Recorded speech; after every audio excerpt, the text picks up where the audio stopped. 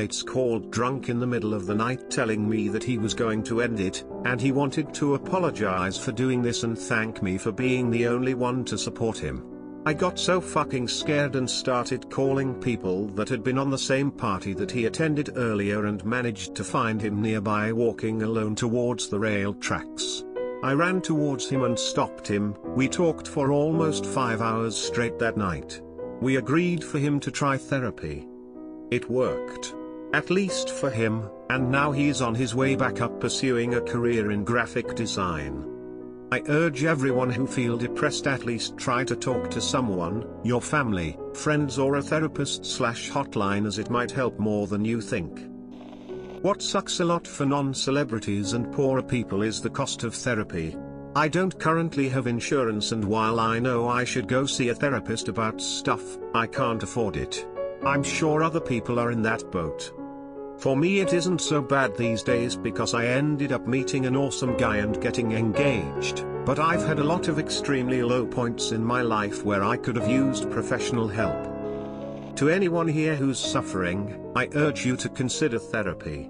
I thought it was absolutely bullshit until I got to the point where I was like, fuck it, I'm going to die soon if I don't fix this, might as well try.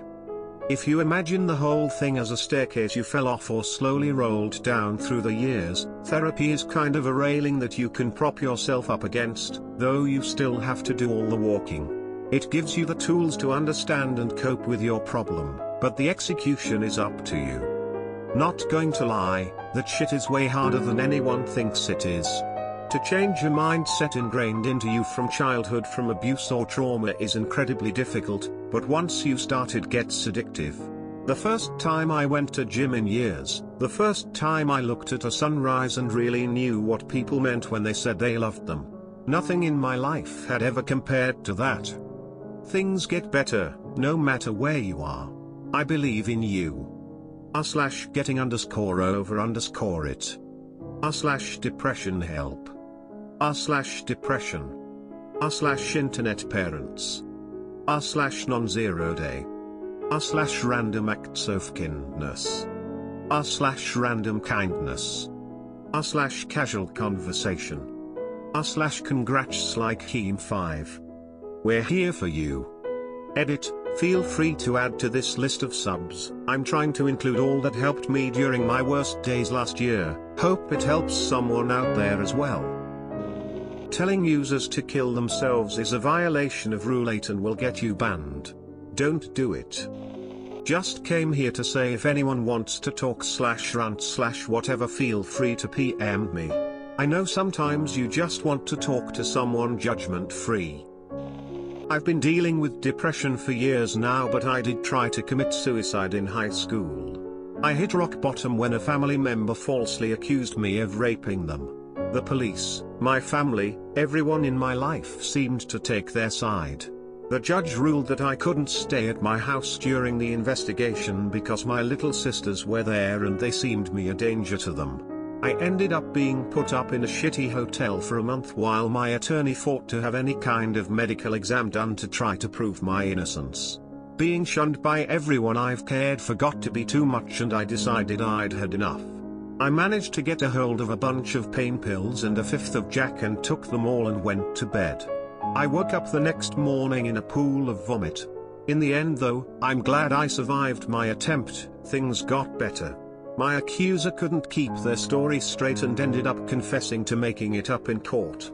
My life has started to stabilize and I met the woman of my dreams who has helped me work through my issues.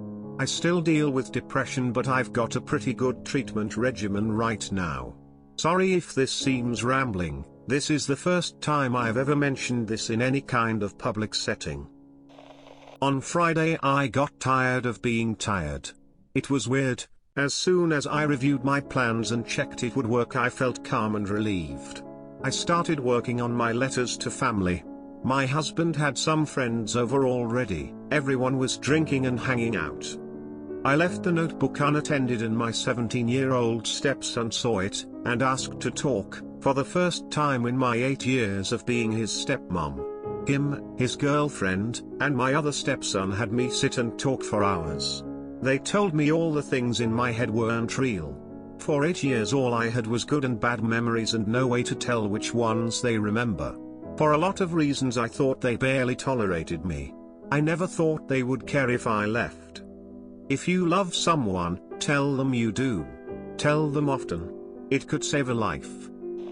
My younger sister committed suicide when she was 29 and I was 30. It was horrible. I was living in Germany and had to fly back to Texas. The funeral had to wait for my return. 2 of my 3 sons never got to meet her. I had always been responsible for protecting her from mean girls. Walking away from her grave and leaving her there is still the hardest thing I've ever done. I still think about her all the time. My parents never recovered and both of them talked about her on their deathbeds. My mother had Alzheimer's and kept calling me by her name. If you're thinking of it, please think again. It's a permanent solution to a temporary problem and it permanently changes the people who love you.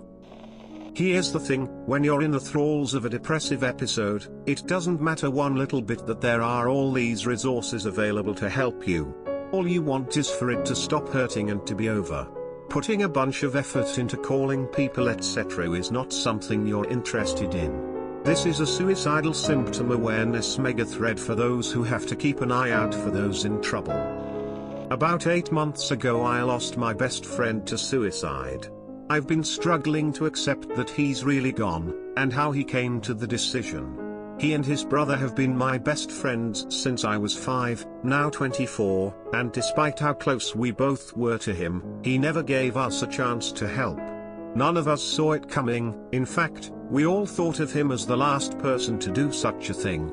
The fact that he never once spoke to anyone, not even his own brother, his biggest confidant his whole life, about how he was feeling is still torturing me to this day.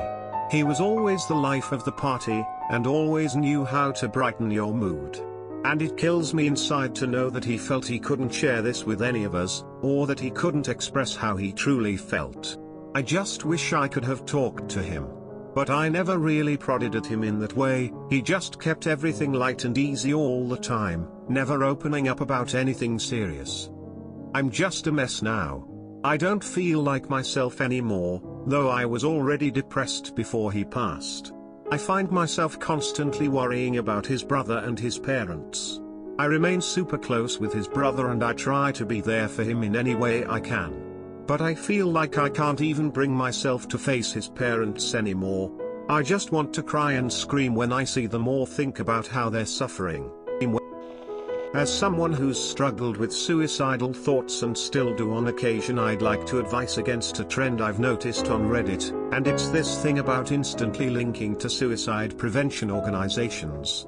I personally understand that it's meant with good intent, but on someone who is suicidal and not quite in their right mind it often has the opposite effect of where it feels like you're being shoved into a corner or dumped as someone else's problem.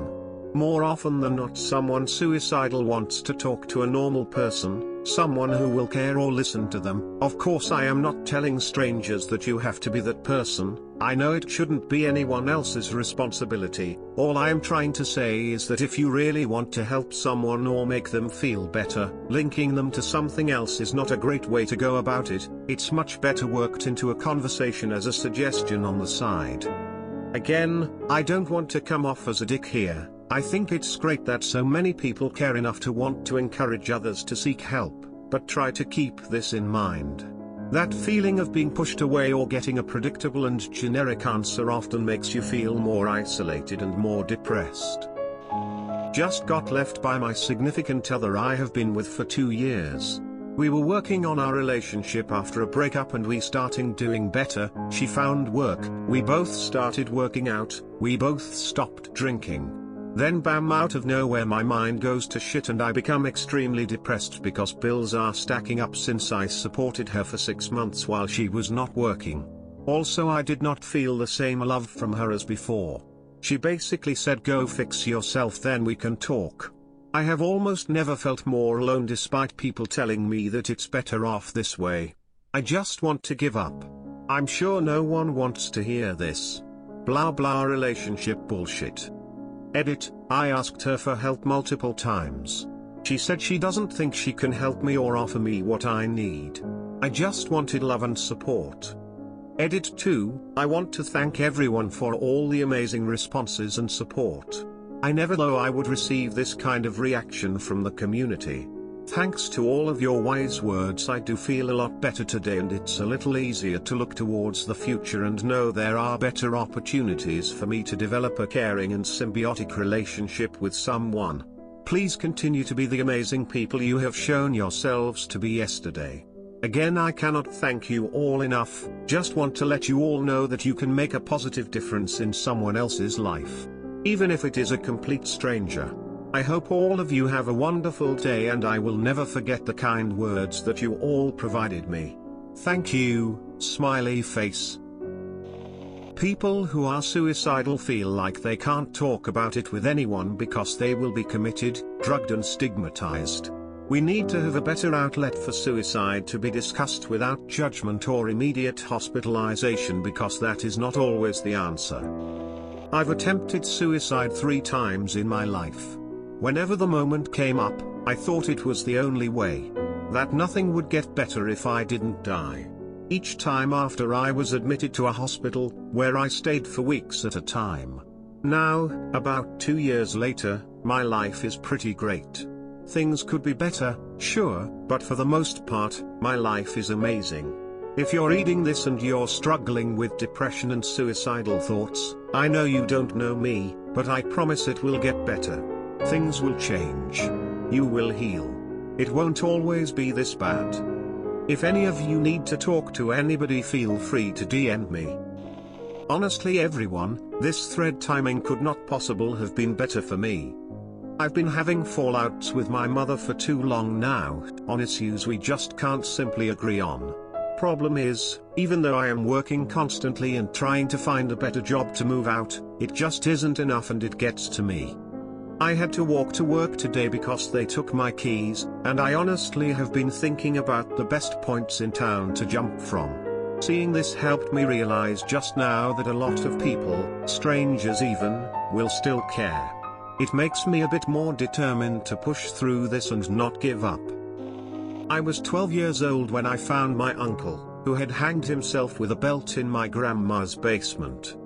From that day on, I experienced depression and PTSD, and I still do. There's not a day that goes by where I don't think about it. I'm 21 now. Nobody from my family reaches out to me, none of my friends do. I've been alone for the last few years, and what I would do for anyone to tell me they care about me and love me. But hey, I'm still here. I'm still going. I'm trying. I'm stronger. My mum took her life when I was 12, a year after my parents had separated.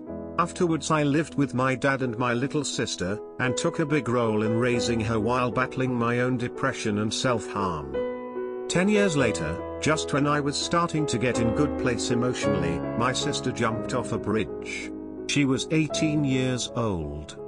It's been a few years since she took her life, and what I've learned is that no matter how much better you think your family would be without you, that's just not true. I miss my mum, and I miss having a mum. My sister was my best friend, and even after all the tough things she put me through over the years, drug addiction, stealing, etc., it was so worth it to have her around. I think about her every day and would